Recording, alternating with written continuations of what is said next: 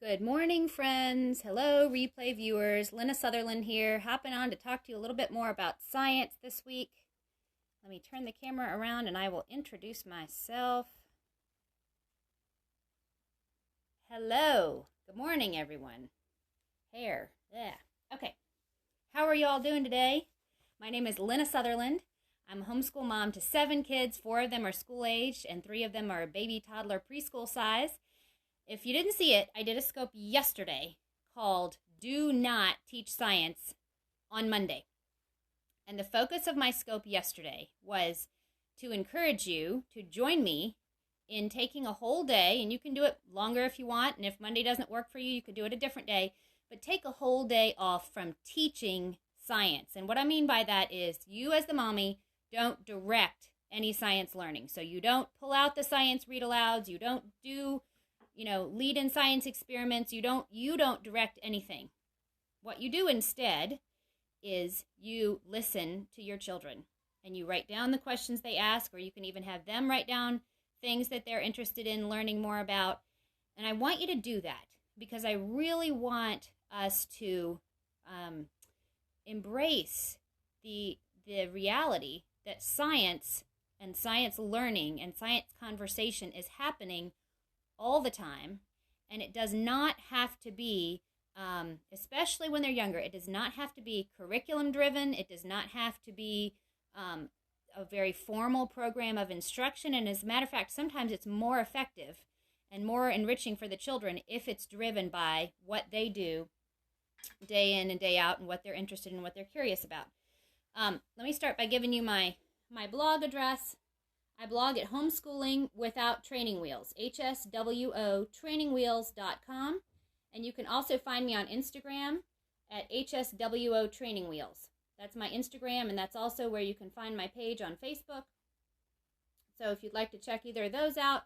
If you want to find me over on Instagram, I've got a post up from yesterday about not teaching science on Monday. So you can repost that to your profile on Instagram if you want to, and tag me, and we can follow folks who are not teaching science on Monday and what sorts of questions their kids have come up with. I'm also going to have a blog post up on my blog on Monday about great resources for what to do with all of these things that you field from your kids and all these questions that people ask you. So I just had a few more points of encouragement for you about not teaching science.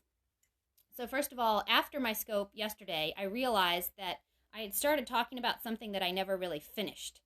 And that was why last year was so difficult for us. So my youngest, my 7th, just turned 1 in February. So for the whole time I was pregnant with him, and then his whole first year, I was struggling with depression related to the pregnancy and the postpartum, the nursing, and all that. And so for me, that involves extreme fatigue, just no energy.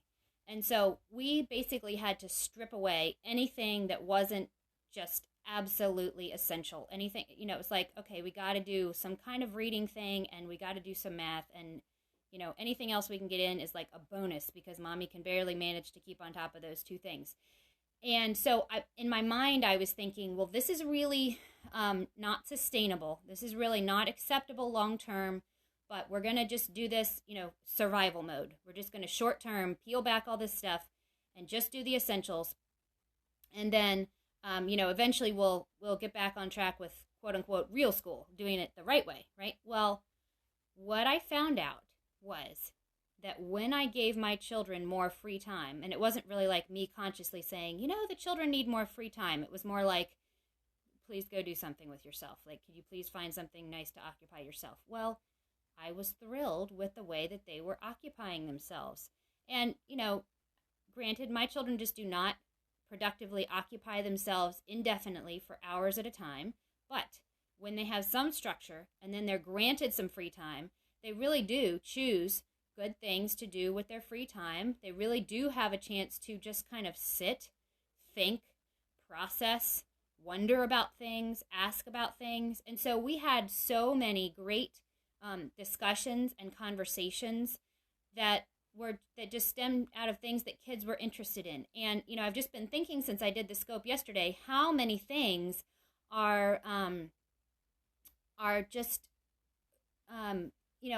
other areas of life where you wouldn't really think about it, but that science is coming into play. So like the kids are learning how to draw, and they want to figure out like how to make a table look like a table when they know the table is rectangular, but that's not how they draw it. So we're getting into a discussion about how your eyes work and how light bounces off things and how light hits your eyes and perspective and all that. That's science, right? They're doing art. And of course, if you're talking about colors and spectrum of light and all that kind of thing, so there are just so many areas of life where we're just doing life. And they are so receptive. They're interested because it's directly related to something that they're doing, right? And I just keep reflecting on how, well, that's how my learning life works as a grown-up, right? There's something I want to do. I want to, eat healthier, or I want to organize something, or something's broken and I need to figure out how to fix it, right? That is what drives my learning. My learning is rarely ever driven by like, I should know this. So I should get a book and I should read it and study it.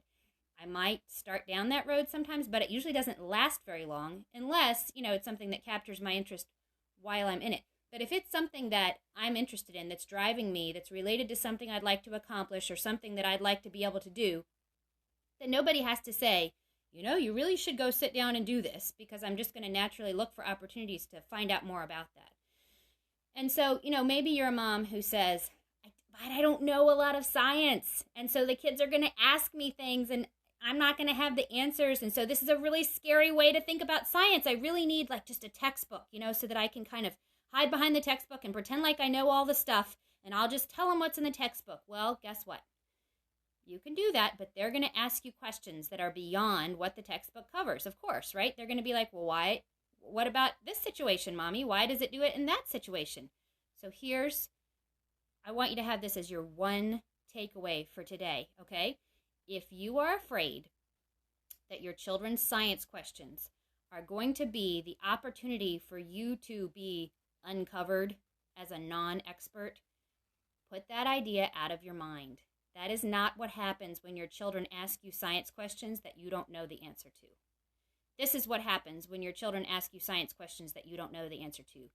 You have a brilliant opportunity to demonstrate to your children the joy of lifelong learning. If grown-ups know everything, then how can grown-ups demonstrate lifelong learning?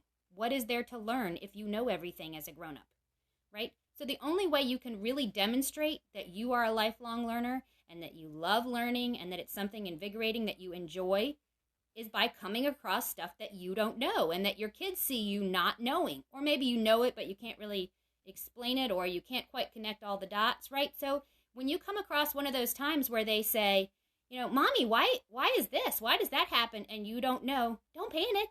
Just say, oh, that's a great question. I have no idea. Let's find out together.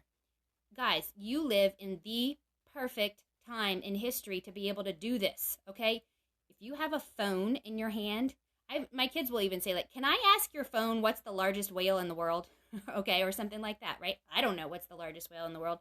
Either that or they say, ask Uncle Ryan. My brother is a science whiz, and so they just assume, like, that he will know everything off the top of his head. Like, how long is an airplane wing? I don't know. Let's ask Uncle Ryan. He'll know. But they have that idea that, there's information out there to be found. And if you're curious about it, you research it and you find out. So don't be afraid. Don't be afraid when they ask you questions you don't know. That's your chance to demonstrate the joy of lifelong learning. And if you've already purchased a science curriculum for next year, I'm not here to beat up on you, okay? Because that's just another avenue for, one-offs, for catching interest, for talking about things. But this is what I want you to not be afraid of, okay? And this is I'm totally speaking to my personality here. So I had a science curriculum for the kids last year, and it was about astronomy. It's a great book. We enjoyed it. But this is what would happen. We'd start reading it, and they'd have questions, and we'd start talking, and then I'd be like, oh no, we're off schedule. This is bad. We've gotten off our schedule, and we're off track, and we're not being very efficient, and we're not being very disciplined about our schedule, and this is really bad. And in retrospect, it's so funny because it's like, well, No, no, no. That's not off track. That's like the track. That's the whole idea. They're engaged, they're interested, they're asking questions, and you're going with it, right? Now, I'm not saying you have no schedule or that you don't eventually need to feed people lunch or, that maybe everybody shouldn't get up off their bottoms and run around outside for a while every now and again. But, um, you know, when the inspiration comes and you run after it and they're interested and they're engaged, that is never wasted time. That is never wasted time. Okay? So you have a science curriculum, you want to use it? Absolutely. That can be a great jumping off point to lots of other things. Just don't be afraid about jumping off, and don't be afraid about not, finishing the lesson today. Don't be afraid about not, filling in all the worksheets and everything. Just think of it as, here's my opportunity to start some good conversations. And if conversations spark and they take off like dynamite, boom, you've done a great job at teaching science that day. It doesn't matter whether you come back and complete the worksheet eventually or not. So after I scoped yesterday, I had a great discussion on Facebook with Jamie from our little schoolhouse. Yes, right. And I've watched some of your scopes, Tightwad Teacher. I don't remember what your first name is, but I've seen you scoping some about your teaching. Carrie. Hi, Carrie. I'm so glad to have you here. So Jamie, if you don't follow Jamie from our little schoolhouse, you should. She's a sweet mama. She's also got 7 kiddos, so we kind of clicked over that aspect of homeschooling at least. And she was just encouraging me that, they have had some years that were really hard when they just did not do any science. And she even offered me some kind of backup information. And when she says they didn't do any science, she doesn't mean no science happened. She meant there wasn't, a science textbook that was completed cover to cover. But she said that, for example, Veritas Press, which is a classical Christian, homeschool curriculum, they do not offer a science curriculum for anybody 6th grade and below. They don't start offering a science curriculum until 7th grade because they feel like children are naturally curious. They're going to be exploring these things. And so, you don't really need a set curriculum until they're older. And if you think about it, really, a lot of the stuff that you do when they're younger kind of cycles around and around again, right? Like you're going to touch on the weather system, and you're going to touch on, the butterfly life cycle, and I used to teach 2nd and 3rd grade before I had kids. So, all of these things, and you kind of hit on them in various ways. You talk about the states of matter that relates to the weather system. You talk about, air pressure and things like that in various degrees of complexity as they get older. But, teaching science, in a way, it's kind of like we think of it like a pile of laundry. Like there's all this stuff that has to be done. And if we don't do some in 1st grade and some in 2nd grade and some in 3rd grade, then we're going to get to 6th grade and it's going to be this giant pile and we won't have enough time to get through it before they've all graduated. It doesn't work like that. It's more like this. It's more like a pair of jeans that you wear to do yard work in, okay? So if you wear those jeans one day and then you wash them, and then you wear them the next day and then you wash them, and then you wear them the next day and then you wash them, then you end up spending a lot of time washing the jeans. But you could wear them all week and then wash them at the end of the week. And you might have to run it on a heavier cycle because they're really soiled, but it's going to take you way less time washing than if you'd wash them at the end of every day. And that's what, the science teaching is like, because the kids are absorbing so much. And so when you get to middle school and it's time to sit down and say, let's have a systematic look at this, let's go through it, let's talk about how, all of these ordered pieces fit into categories, they've got so many of the pieces already there. And even more importantly, they have the mindset of, this is fascinating, this is my world, this is something I've been inquisitive about since I was little, I can't wait to see how some of this fits together. So that's my encouragement to you. Don't teach science on Monday. Instead, write down the questions your children ask. Write down the things that they're interested in learning about.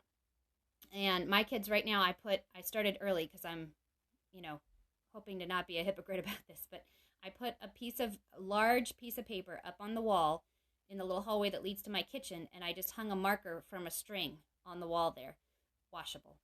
And I told my kids they could write down anything that they were interested in studying about, and it's already filled up, and they started drawing on it too, so that's fine. But anyway, they are fascinated.